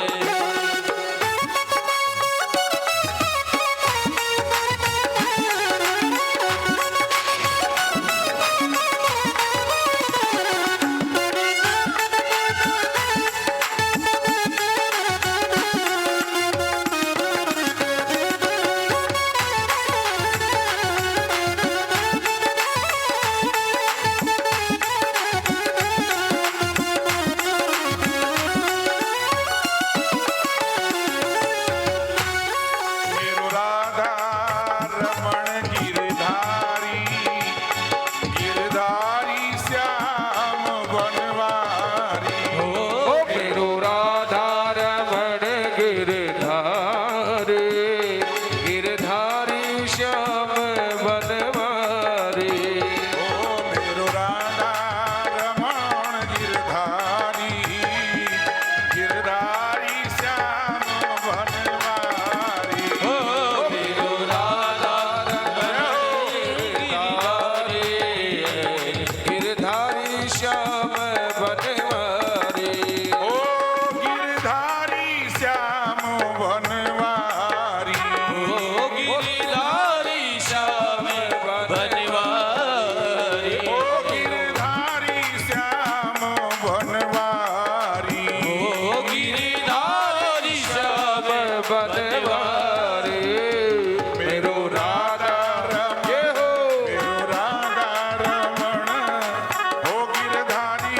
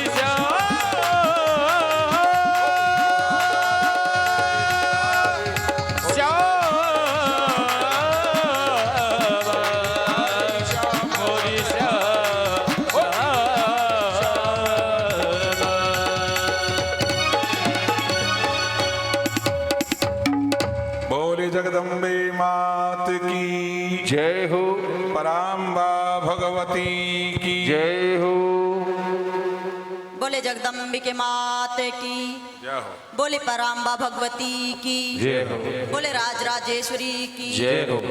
आज आप सभी भक्तों के लिए इस खता में फल प्रसादी वितरण की जो व्यवस्था है वो आज हंसराज जी बिजारनिया, रोहितास जी बिजारनिया और सुरेंद्र जी कुमावत रिंगस से है, उनकी तरफ से है। तो जोरदार तालियों से उनका स्वागत करें। और उनकी हार्दिक इच्छा है कि वो माँ भगवती के चरणों में और संतों की सेवा में नारियल पानी की व्यवस्था करेंगे, नारियल अपने हाथों से बधार कर। तो मंच पे पधारे, तीनों का सम्मान होगा। आप तीनों ही मंच पे पधारे।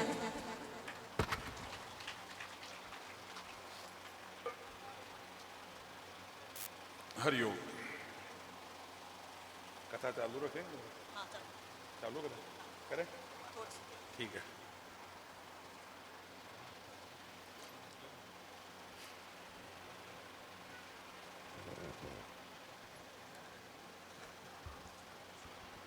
आवे जितने आपने बड़ी विलक्षण आप देखेंगे, कुछ अद्भुत बात देखेंगे। ये कविता बाई दिखा रही थी वीडियो। ऐसे सज्जन आए हैं, सो कैसा भी नारियल, कठोर से कठोर नारियल को भी यूं फोड़ देंगे। हाँ, अद्भुत बात है, कोई विलक्षणता ही है कोई। और वो भगवती को नारियल चढ़ाने के लिए वो कैसे चढ़ाएंगे? ऐसे हाथ से फोड़ फोड़ करके चढ़ाएंगे, पत्थर से नहीं, और वो भी पानी वाले नारियल। हाँ, नारियल भी लाए हैं, साथ में फल भी लाए हैं। क्या नाम है? हंसराज जी बिजारनिया, बहुत बहुत धन्यवाद। सुरेंद्र जी कुमावत, रोहितास जी बिजारनिया, बहुत सुंदर बात है। माई जी के चरणों में सेवा देने के लिए आए हैं। चलो आरती के समय में भगवान के भोग भी लग जाएगा। माता जी का 3 बज ही चुके हैं वैसे भी।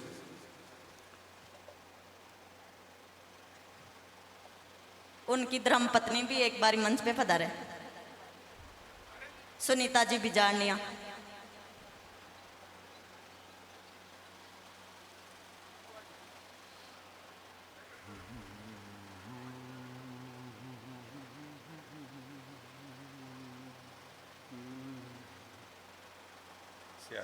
आओ भैया। अरे जयकारा तो लगा दो कम से कम। बोलो भगवती मैया की, बोलो जगदम्बा मैया की। श्री राम। हाँ, ले वो थे पात्र तो ले वो। जलम पानी लेंगे, थोड़ा आगे आ जाओ, आगे आ जाओ, थोड़ा आगे आ जाओ। बहुत ही सुंदर। अभी भगवान ने जो इनको कला दी है उस कला का प्रदर्शन भी करेंगे। बोले जगदम्बे मात की जय। इनकी तारीफ को यूं ना छुपाइए, कुछ पसंद आए तो ताली भी बजाइए। माँ भगवती की कृपा से बहुत सुंदर। और ये नारियल पानी, सबसे पहले इस नारियल पानी का भोग लगेगा माता जी के, और फिर सभी संतों को, ब्राह्मणों को दिया जाएगा।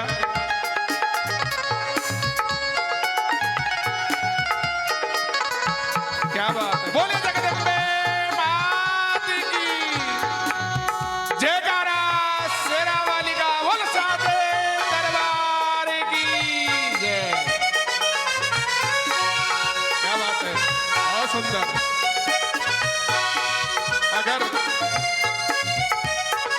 अगर भरोसा हो ऊपर वाले पर तो जो लिखा है तकदीर में वही पाओगे, मगर भरोसा अगर खुद पर है तो वो वही लिखेगा जो आप चाहेंगे। बहुत सुंदर। माता रानी का आशीर्वाद और ऐसे भक्तों का ये आगमन, आज माता जी का आशीर्वाद इस मंदिर परिसर में श्रीमद् देवी भागवत कथा के अंतर्गत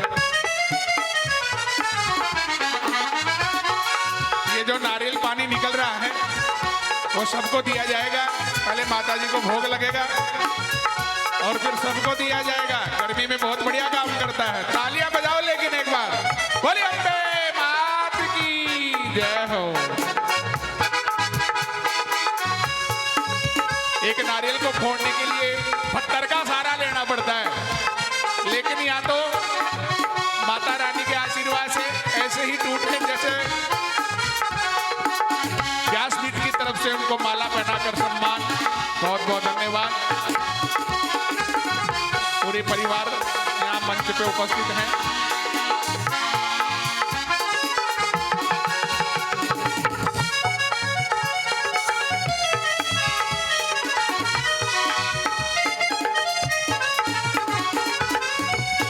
कविता बाई की तपस्या, इनकी मेहनत और इनकी लगन ये सबको आशीर्वाद देती रहती है, क्योंकि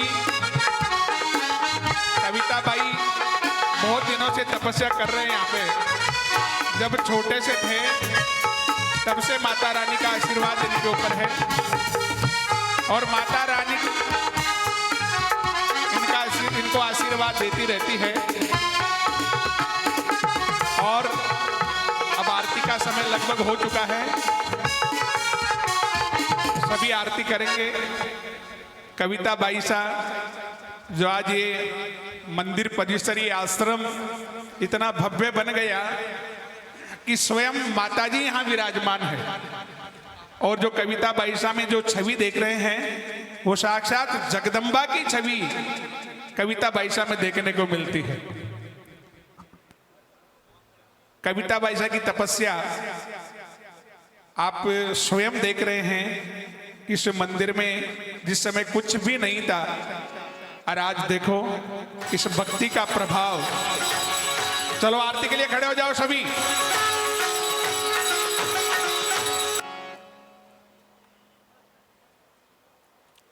चलने दो। ओम कर्पूर्वगौरं करुणावतारं संसार सारं भुजगेन्द्रहारं सदा वसन्तो हृदयारविन्दे भवो भवानी सभितो नमः।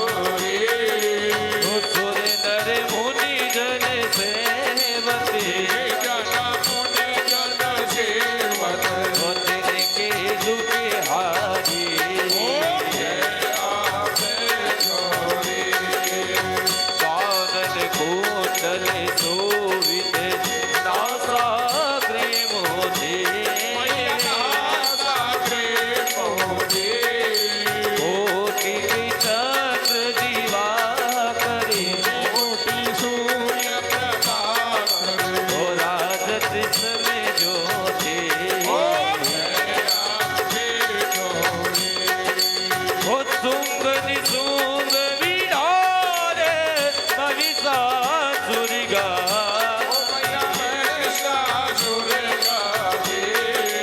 हो धूम्र विलोचन नयना हो निस दिन मगे माथे हो चंद्र मोटे संगारे हो सोनित बीज भरे हो मधु के चले दो मारे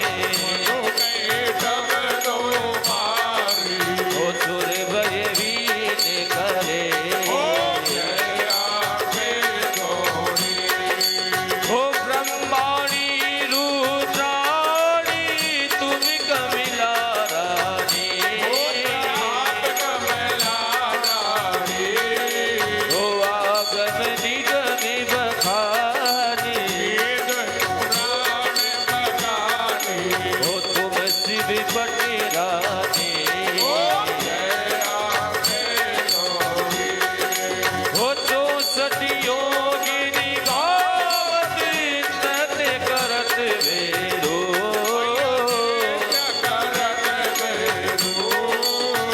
बाजत ताली मृदंग होरी बाजत डमरू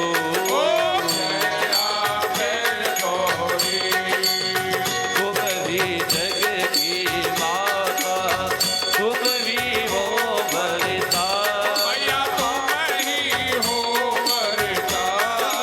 हो भक्तन के दुखी भरता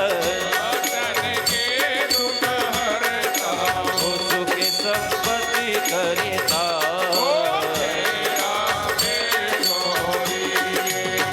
भुजा चारिवती शोभित वरि मुद्राधारी हो मन वांछित फल पावती हो सेवत नर नारी हो कंचन थाल विराजत अगरि कपूर बाती श्रीमाल के तुम्हें राजते हो कोटि रतन ज्योति